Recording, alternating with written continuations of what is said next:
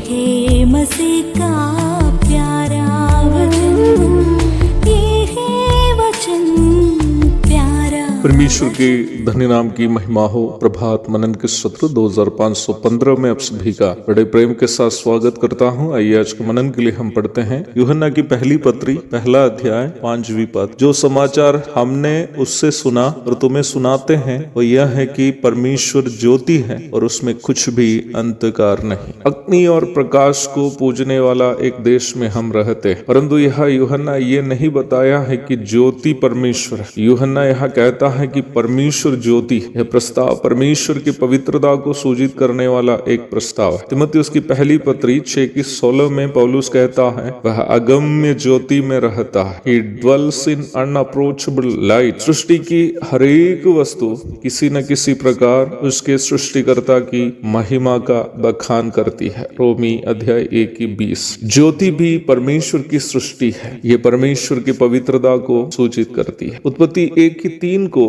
नास्तिक के लोग बाइबल को गलत साबित करने के लिए अक्सर उठाने वाली एक पद है। सूरज, चांद इत्यादि की सृष्टि परमेश्वर ने 14 दिन में किया था। उत्पत्ति अध्याय 1:14 से 19 तक। वही उजियाला को, ज्योति को पहला दिन में ही परमेश्वर ने होने दिया। सवाल यह है कि जब सूरज और चांद थे ही नहीं तब पहला दिन में उजियाला कहां से आया? पूछने वाले इस प्रकार पूछते हैं जैसे कि बहुत कठिन कोई प्रश्न को लेकर वे लोग आए, जबकि यह सवाल समुद्र में जाकर पानी कहाँ है पूछने के बराबर एक प्रश्न मात्र है। बाइबल कहती है परमेश्वर ही ज्योति है और वह ऐसी ज्योति में रहता है जिसके करीब कोई जा नहीं सकता। नई धरती में भी सूरज और चांद नहीं होगा। उधर ज्योति का एकमात्र स्रोत ज्योतिर्मय परमेश्वर ही है। प्रकाशित वाक्य 22:5। परमेश्वर की उपस्थिति जहाँ भी होती है वो स्थान उनकी उपस्थिति से ही प्रकाशमान हो जाता है। मेरी समझ से सूर्य और चांद इत्यादि की सृष्टि परमेश्वर इस वजह से की होगी कि सर्वज्ञानी परमेश्वर ये बात पहले से जानता था कि मनुष्य पाप में फंस जाने के बाद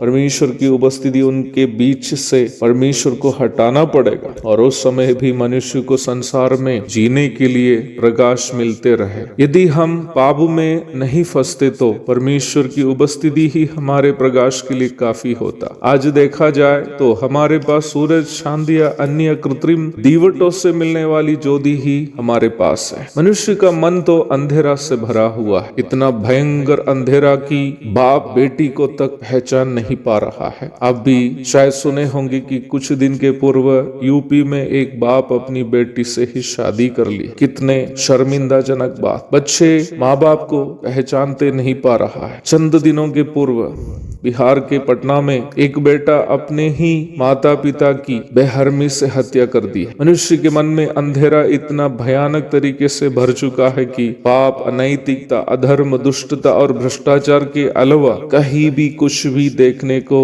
नजर नहीं आ रहे हैं। मन का अंधेरा न सूरज हटा सकता है, न चांद, न अन्य कोई कृत्रिम ज्योतियां मिटा सकती हैं सिवाय परमेश्वर। ईसा पूर्व 3री सदी में यूनान के कुरिन्थ में जीवित डायोजनीस नामक दर्शन शास्त्री एक बार यूनान की राजधानी एथेंस में दिन के दोपहर को लालटेन जलाकर ऐसे चलते रहा जैसे कि वह कुछ खोज रहा हो। जिज्ञासु लोगों ने डायोजनीस से पूछा कि वह दिन के दोपहर में लालटेन जलाकर एथेंस के सड़कों में क्या खोज रहा है। डायोजनीस ने इस प्रकार चिल्लाकर कहा, इधर पूरा अंधकार है, इधर पूरा अंधकार है। मैं थोड़ी सी रोशनी की खोज में हूँ, मैं थोड़ी सी रोशनी की खोज में हूँ। जी भाई बहनों, पाप में डूबकर मन की ज्योति खोए हुए मानव जाति के मनों में अंधकार भरा हुआ है। डायोजनीस हो, तमसो मां ज्योतिर्गमया करके बृहदारण्यक उपनिषद में प्रार्थना किए हुए भारत के श्रेष्ठ आर्य मुनि लोग क्यों न हो, सभी